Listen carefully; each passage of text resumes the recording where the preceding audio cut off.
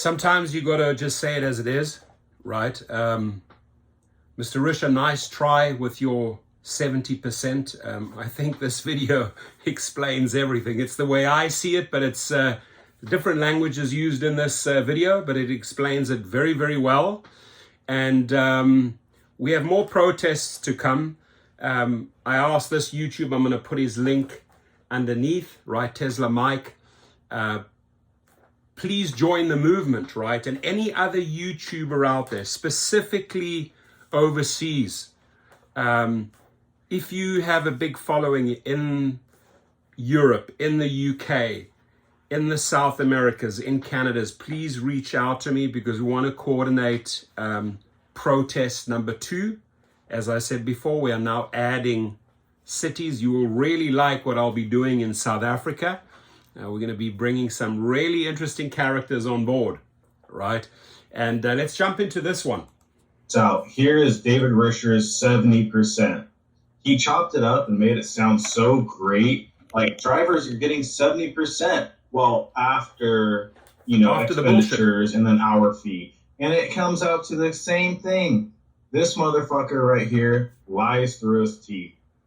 We're not getting paid what we should. He's making it sound like it's so great, but it fucking isn't. It's just a repackaged baloney fucking meat, whatever the hell you want to say. This is not fucking cool.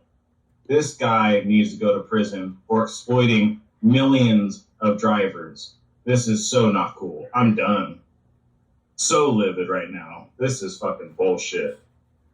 So before I carry on, you can see, I mean, if these people don't understand the frustrations and the anger, just go and look at the footage on February the 14th. I mean, I don't know how many people I spoke to, how many people I interviewed, how many people I had Zoom calls with. People were pissed, man. They were out there passionate. A couple of desperados were sitting at the airport capitalizing on this. Just, but I have a nice treat for them later. Watch the video tonight for the desperados. You snooze, you lose, right? I mean, we're doing the hard work. We're doing the heavy lifting. We're in the gym doing the work for the desperados. Ultimately, they will gain, right? This is not overnight. Rome was not built in a day. This is not an overnight success story, ladies and gentlemen. This is a movement that has begun.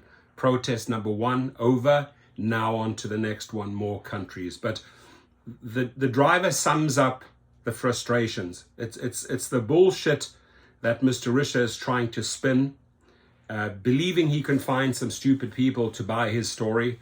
But at the end of the day, ladies and gentlemen, the numbers do not lie. And even if you go back today and you're driving and they're still continuing the same crap and you say, hey, you know what? The protest didn't work. I'm still getting shitty offers. Again, it's not an overnight 24-hour success story. If you look at the countries and the cities that got better pay, France, for example, minimum $10 per trip starting point. They all fought together multiple times. If you look at what Seattle did, if you look at what New York did, over and over again. But over and over again, global protests growing, us intentionally adding more countries, right? It'll just get bigger and bigger and bigger every single time. And at least the news can say, oh, you know what? Mexico joined in, Brazil joined in. Look at the pictures and look at the footage in Brazil. Look at what's happening on the South African streets. Look at what's happening in Adelaide. Look at what's happening in Sydney. Look at what's happening in Lisbon, Portugal. Look at what's happening in Berlin, Germany. Mr. Risha, we're coming, man. It started. You had this golden opportunity to work with us, and you chose to spin the bullshit in a different direction and think that we're gonna fall for the crap. February 14th, we need a revolution. Screw a protest. We need a revolt for change. This guy, he needs to go to jail. Seriously. We need an uprising. We need to go to the White House and picket. We need to do whatever it takes because know what? This is against the law and we need our voices heard.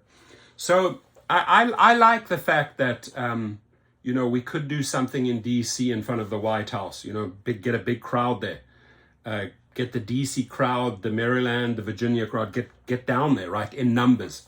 That is a great way to do it so that we get the attentions of the politicians, the senators and congressmen. And I like that. I support that, and I will definitely work on that and set that into action. I'll work with those bodies that are representing drivers in those districts, cities and states and cities, and let's organize a massive protest close to the White House, right? Let's blow the trumpets, blow the horns, do a caravan, whatever it takes, whatever it takes to connect with these people, because at the end of the day, my friends, they need our vote, right? They need our vote. Patience is also an important one here. Again, it's not, I want to remind people, nothing, even I was heavily involved with bringing apartheid down, heavily involved. What I orchestrated it in the background with the South African Defence Force and the intelligence, working with the ANC, heavily involved. And I can tell you, it was not an overnight success story. It took a lot of meetings, a lot of back and forth, and a lot of negotiating to get, for example, SADF generals to step down, right? So that it become one man, one vote. Every person, black and white, can vote, which is only the right way. Apartheid was wrong. So I want to let people know, or I ask for your patience, but I ask you to keep the fires burning, right? Let's keep that fire in our hearts burning. Let's show up at the next protest, and it'll be a beautiful feeling when you see and watch how other countries are activated. They have closely seen what we have pulled off in the US, Canada, and the UK.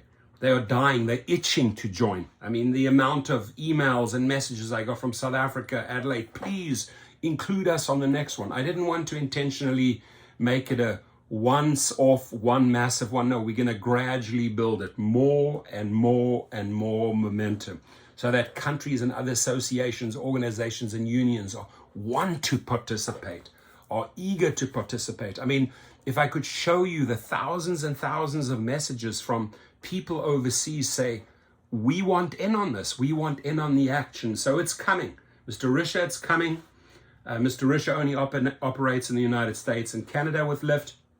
Believe me, we will be there. Canada showed up big time. US blew them out of the park, right? But Uber, they're in 900 cities. They're all over the globe. So ultimately, after a couple of protests, maybe after the fourth and fifth one, all going to happen, all going down this year. All dates already set. We'll announce them one by one by one. But at the end of the day, it'll be every country participating, including the Middle East and India, everyone, the Asians, everyone's going to jump in.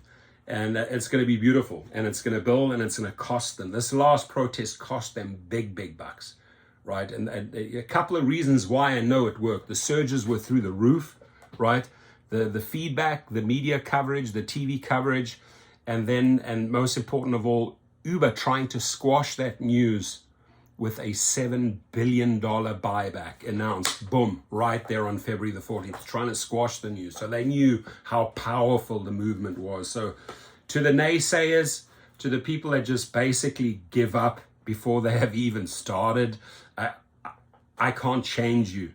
You are who you are, right? But if you have dreams, if you have goals, if you know how to put in the hours, if you know how to brawl, do you think a boxer is going to get into a ring and say, you know what, I'm going to do everything in the first round? No, he's strategically setting himself up for every different scenario. Maybe I'll have to go 6 or 7 or 8 rounds. Maybe I'll definitely have to have my cardio.